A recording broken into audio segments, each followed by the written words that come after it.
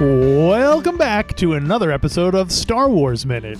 It's your daily podcast in which we analyze, scrutinize, and celebrate The Last Jedi one divisive minute at a time. I'm Alex Robinson from alexrobinson.fun. I'm Pete the Retailer from PeteTheRetailer.com. I'm Kelly Annekin of this episode of Star Wars Minute, not.com. There's another one for you to buy. Yeah, Sorry. I might have to buy that. Hang on. I mean, that one might actually be useful to you. It's true. Yeah. Well, thanks for closing out the week with us, Kelly, to discuss Minute 105 of I am The Last Jedi. thrilled to be closing it out with a pretty impactful minute. Yeah, this is as big as it gets in this movie. It starts off with Rey saying Ben, and it ends a minute later with Rey gazing in wonder at Kylo Ren after Snoke is bisected. And Rey says Ben, and he starts singing, "That's not my name. That's not my name." Or the Michael Jackson song Ben. That could have been a good. My name. Actually, yesterday when Pete was talking about the movie that he saw where it was just the piece of paper written in the window, I was like, oh, is that Crispin Glover's Willard? Because that feels like how that movie was probably marketed. So Snoke goes into a whole thing about he cannot be betrayed. He knows Kylo Ren inside and out. And as anyone who has ever watched a reality show knows that he's about to be betrayed because that's exactly what they do. Like, Never, ever say, I cannot be beaten. Yeah. Constant vigilance. Trust no one. I don't know what, but again, this is the pride that goeth before the fall. Yeah. The fall, literally. He falls off his chair later. Yeah. Maybe it's only a little spit of hope, but a spit of hope can grow into, a fiery spit of hope can grow into a conflagration spit of hope.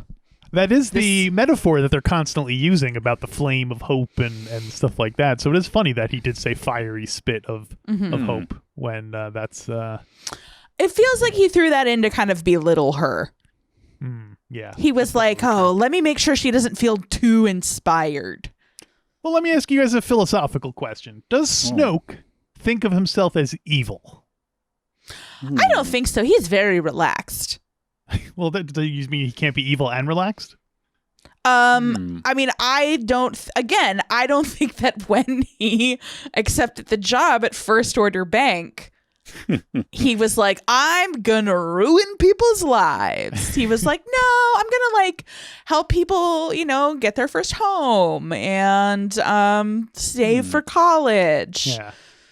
It's hard to imagine a banker not going into it being like, oh no, I'm not evil. You know what I mean? It seems like it's almost kind of like a prerequisite of... Well, I think it depends on, are we talking about like a teller or like an executive? Because I feel like the people at the retail level... Yeah, I feel like, level, I think maybe Snoke worked his way up, You think he started as now I'm picturing him like in like a knit tie and a little thing with a little nameplate on, like, hello, my name is Snoke, kind of. And and I mean, he thwarted a burglary. A bunch of rolls of quarters. So that's where he got all those scars. Yeah. People just pelted him with quarters at high velocities. Yeah. Because I feel like here on Earth, generally, evil people convince themselves that they're not the baddies. You know what I mean? That they're... But I guess my point is, I don't feel like it's even crossed Snoke's mind. To be whether evil, good... Yeah, he's like, the dark side just happens to be the side I'm on. There's no symbolism here. Right. Okay. It's dark colored, not evil. It's just... Yeah, he's like, it's an aesthetic. Yeah. I shop at Hot Topic. He's a space goth, is what I'm saying. Yeah.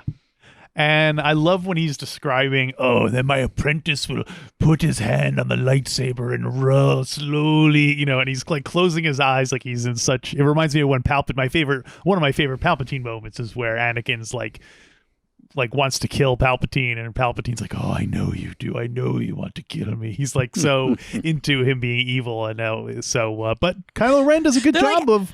How could we be evil? Our promotion structure is a snuff film.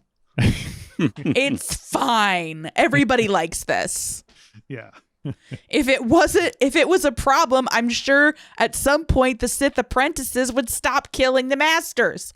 Yeah, it's true. If it wasn't a good system. Yeah. Yeah. Right? Nobody's complaining. But it's just, I think they think it's just efficient, right? It's not evil, it's efficient. Yeah, they're like, the world can only handle so many executives of First Order Bank. Yeah. But I gotta give Kylo Ren credit for being able to hide his true feelings during this. Like, he was able to kind of put up like a barrier between him and Snoke, where Snoke wasn't really able to figure out what he was thinking. And that's what the mask was for. The mask helped him practice. He was like, oh yeah, that's probably it. He was like, hide your feelings, but do it in your mind also. Yeah.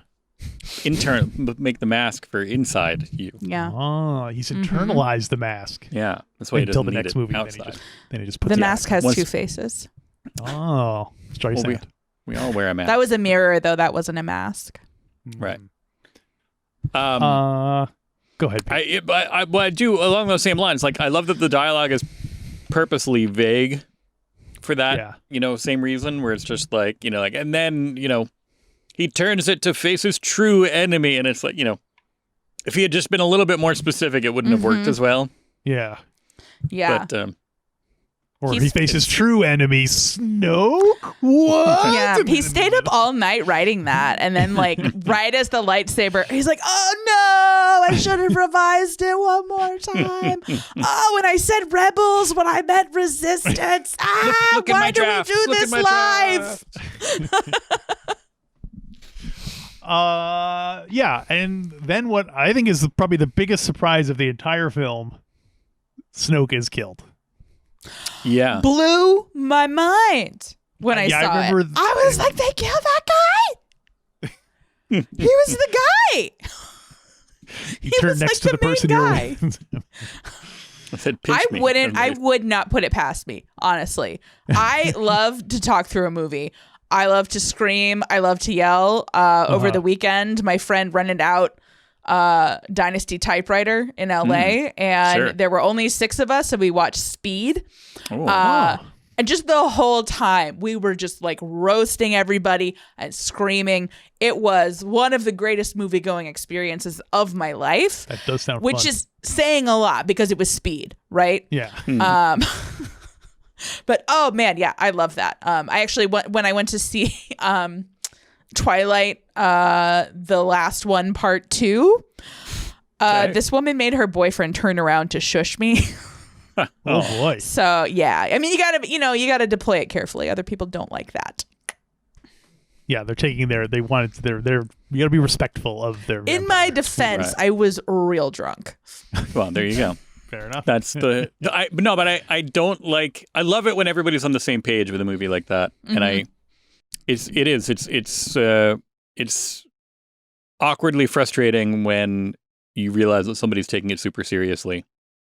Yeah. I believe with Batman Returns, my friends and I were all laughing hysterically at the end when there's a bunch of penguins doing stuff and people were. Oh, you mean when they gave him a burial at sea? Yeah, and I believe that it was meant to be fun and ridiculous, and knowing now what we know about Tim Burton, it does seem like, yes, that's what he meant. It meant it to be funny and ridiculous, but people were just like, shut up. We're just like, they were like, he died. Yeah, that man is dead. Was he? But he was like a half of a penguin. Yeah. Yeah.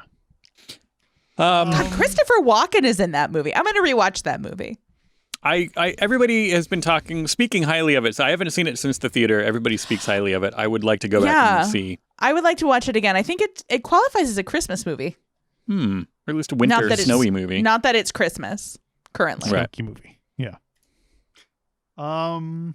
So the Anakin's lightsaber / goes and kills Snoke. Just kind of this lightsaber's had a lot of famous kills in its day. Killed all I wonder if it traps and killed the souls of those it kills. That might explain the ongoing Sith infestation.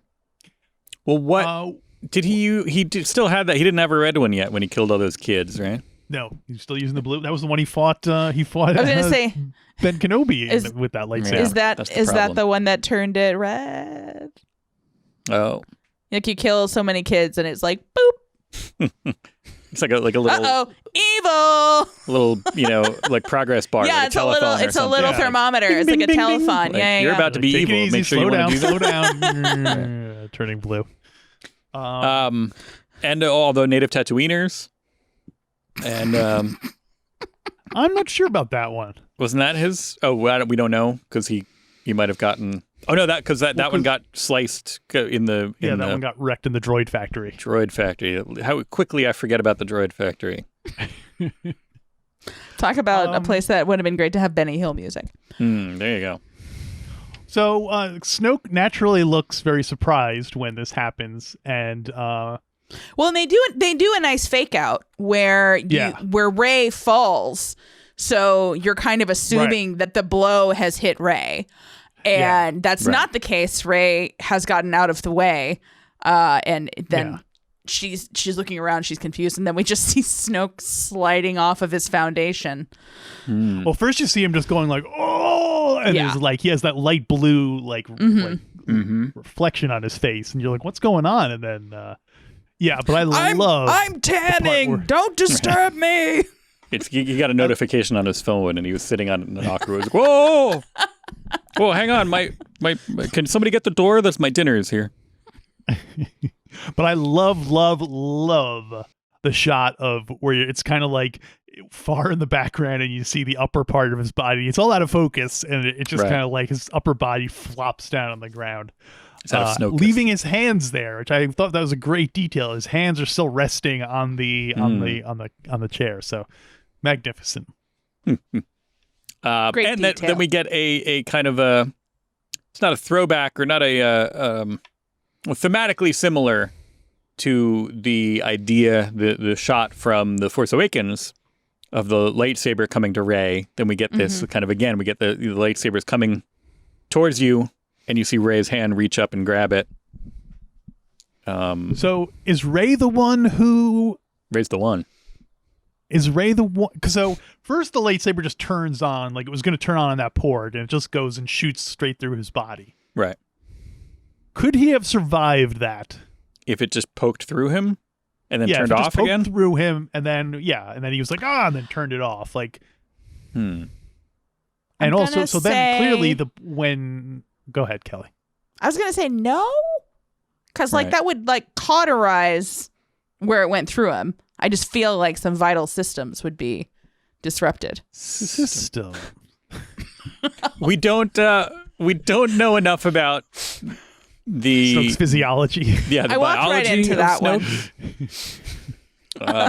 So I right. I it's like, is that his name? Is that a species? Yeah. Is it a feeling? Snoke is a feeling. Snoke is more than a feeling. I'm feeling kind of Snoke.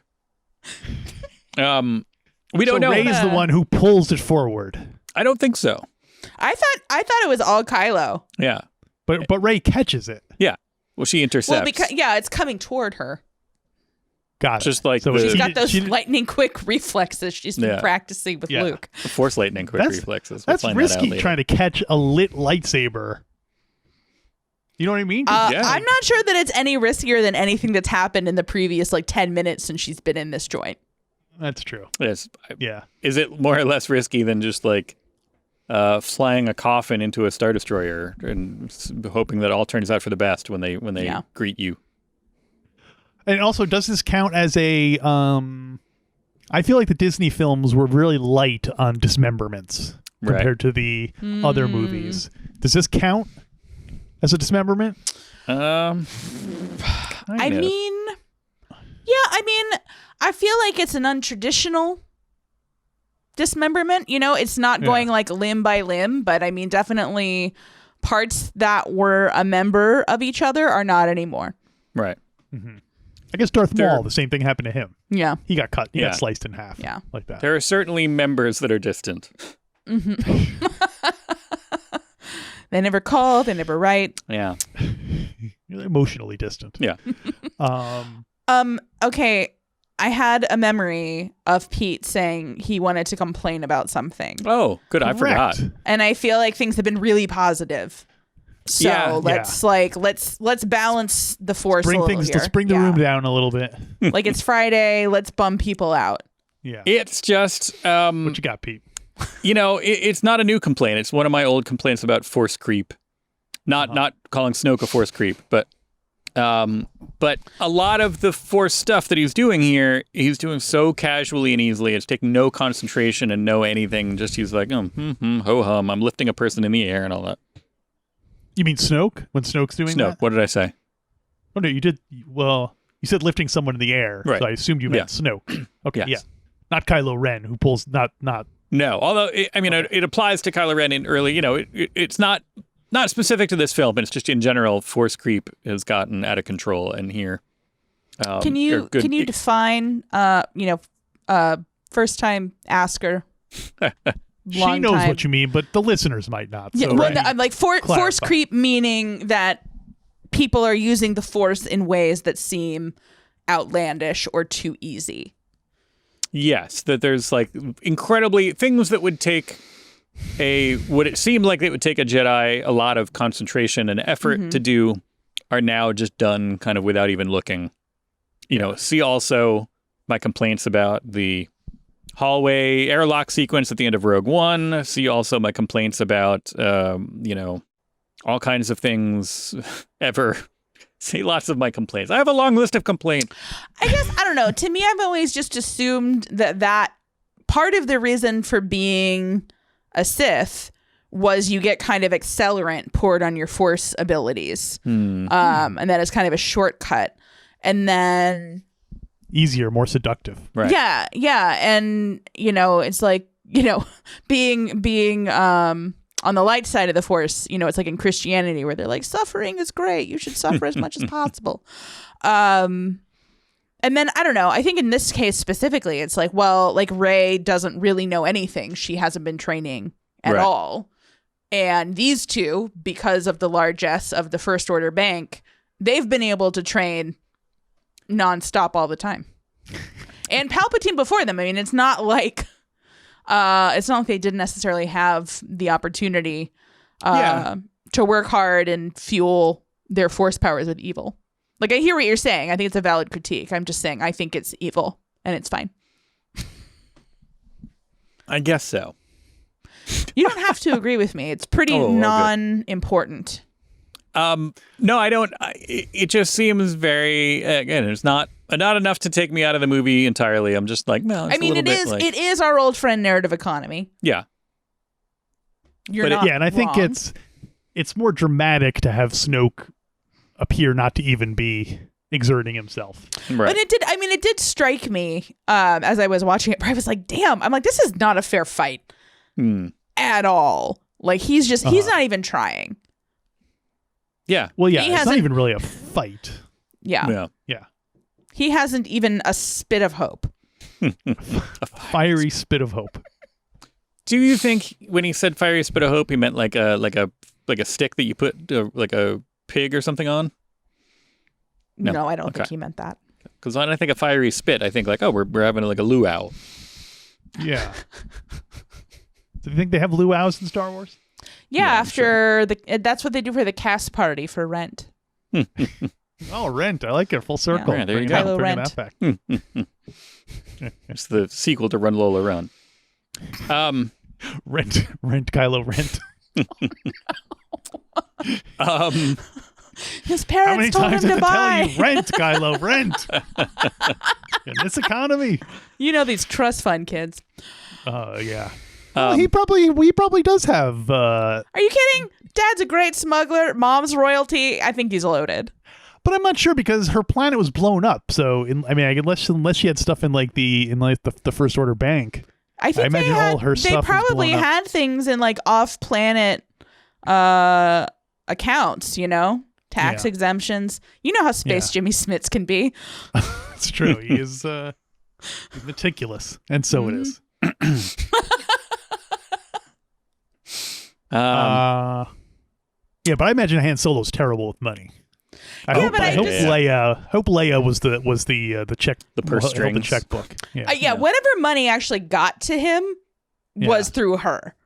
Like she'd be like, "Oh my god, anytime that you like deliver a payload, we're like putting that in trust. You're a nightmare. This is why we never got married. I didn't want my space credit score to go down." Assuming that if there was, the equivalent of the First Order Bank, like you think, like her, all of her money had to be accounted for off-world, right? You don't think she really lost everything? I think also that would also be a point in the favor of the, virtual monies, credits and whatnot. Right, as opposed to coins. Yeah. All her coins got destroyed, but it's all accounted for. Hopefully. And actually, canonically, I mean, whether or not this was just something that Luke was saying to trick Han Solo, but I mean, he does explicitly, appeal to Han's greed by saying that Princess Leia is rich. Right. I wonder how he knew that. Did Obi-Wan tell him? Did C-3PO tell him? I can't imagine C-3PO would be so gauche as to discuss money with a stranger. The princess's financials with some. I mean, he could have just been assuming. He's a farm boy. Yeah. He's like, well, she's a princess. She has that money. Yeah, we're lying. Yeah. It's like, wow, well, you've never read Russian literature, I guess. That must have been great when they got to Yavin. It's like, oh, by the way, you have to pay him $17,000. Yes. Right. Well, it's like what happened earlier in this one, where they promised DJ, like, as soon as we get back to the Resistance, they'll pay you anything. And it's like, is he authorized to do that? Like, it seems like these guys don't even have enough money for gas. Never mind, But yeah, just quarters every time. That's what they could have used them when BB-8 was shooting him at the other guy in the cantina. In the casino, they should have been like, "Oh, save those. We need those." I'm going to guess that once. Go ahead, Kelly. I was going to say, we should call it the casino, right? Casino, yeah. Part cantina, part casino. Exactly. Oh, I like it. I'm sorry I got here too late, guys. No, it's all right. When we were in school, we had our auditorium was the same place we ate our lunches, and they would call it the cafetorium. Yes, the cafetorium. And we also had a gym that was also where you ate, and it was called the Caffeinasium. Ooh. That's incredible. We had a lot. We were very fond of portmanteaus in our school. Man, Caffeinasium? Yeah, gymnasium and cafe. What would you call a gym that was also an auditorium? A gymnatorium? Oh, that's a good one. An audinasium? Audinasium, yeah. Audinasium sounds like ad nauseum. So I don't like that one. We'll fix it in post. Dammer in post. Let's go with what did Caffa? I think what was my gymnasium was an auditorium. Yeah. At least in audinasium, we said we didn't like. No. Gymnatorium. Gymnatorium. I like gymnatorium. Gymnatorium. Yeah, gymnatorium. Okay, great. Gymnatorium for Congress. I'm really. See, now you got to mix up the things that don't make sense, where it's just, it's like the chemistry lab and the locker room, something like that, where it's just like, I guess it's like chem locker. I don't know. Chem locker, lockistry. Cheminasium. Labker. We'll workshop it. Yeah. We could just do this the rest of the night. I will never run out of portmanteaus. What about the teacher's lounge? No. Keep going. Well, do we have anything else for minute 105? Not specific. I did at the end of it scream, "Make out!" which is just anytime Rey and Ben Solo are anywhere near each other. That's all I do. As soon as you stopped the minute, you closed your browser, and then you just stood up and shouted, "Make out!" I actually, you're doing like the Steve Holt arms. Yeah. That is what I did when I saw Rise of Skywalker. I was seeing it with my whole family. My mom sitting next to me when they finally kissed. I was just like, so, I know that I know Reylo shippers get a bad name, but it was a really great moment for me. Do you consider yourself one of the shippers? Yeah, I mean, I'm not super vocal about it because I think shipping is a big tent. Like, I don't ascribe too much meaning to it. I don't have a whole lot of time for people like, oh, people shouldn't ship Rey and Kylo Ren because blah blah blah, abusive relationships. I'm like, be quiet. This is fun. Like, this is pretend people. That's right. He did having torture pretend her. Kissings. Leave Brittany and me alone. And he's so tall. He's so tall. He's so tall. But I only actually like Adam Driver in this role. Any other time, any other role, I'm like, I'm not interested in you. You're not the son of darkness. Get out of here. What are your least favorite Adam Driver roles? No, I've not seen him in anything, so I don't know. Yeah, I'm like, I was not attracted to him in Inside Llewyn Davis. Right. I mean, he's not, he's set up to be kind of this aw shucks. Yeah. Goober. I didn't see Logan Lucky. Maybe I would have liked him in that. I know he's. What's the one that somebody just yelled at me about? I only ever watched one episode of Girls, and I don't think he was in it. Oh, okay. It was the one where they did cocaine. Yeah, I don't remember. And I was like, okay, I get it. This is boring to me. Yeah. Like Allison Williams was upset about something. Oh, yeah. Pete, what are you investigating over there? I'm trying to figure out what somebody just yelled at me about. Like in your home or on the internet? No, we're recording a while ago. Somebody was like, oh, like you didn't like Adam Driver in this, and I'm like, I've never heard of that. What is that? Hang on, I'm literally just going to pull up his IMDb page because, as discussed, I'm just not. Oh, it was Patterson. On it with. They were expecting that I had heard of Patterson, which was a Jim Jarmusch movie from 2016, and I'm like, yeah, sorry, missed that one. That movie was specifically designed to not be heard of. Yeah, right. Like, you lost me at Jim Jarmusch. But Marriage Story. He was good in that meme from Marriage Story. Yeah, he's a good meme star. Second category of memes. Oh, you know what? He was great in Black Klansman.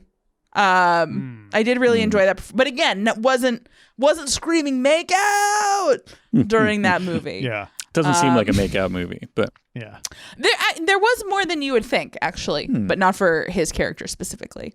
It was Patterson, he was in a movie called Midnight Special, not Midnight Skin, not Mysterious Skin. There you go. A whole you separate movie to confuse people about. Wow. Oh, he was in Lincoln? Yeah, a tiny He's part. been acting forever, apparently.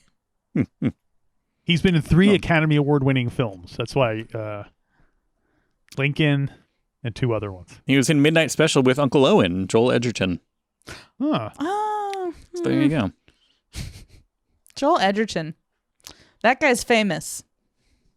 So I've heard. I don't know why. Haven't seen him. Seems like a nice guy, though.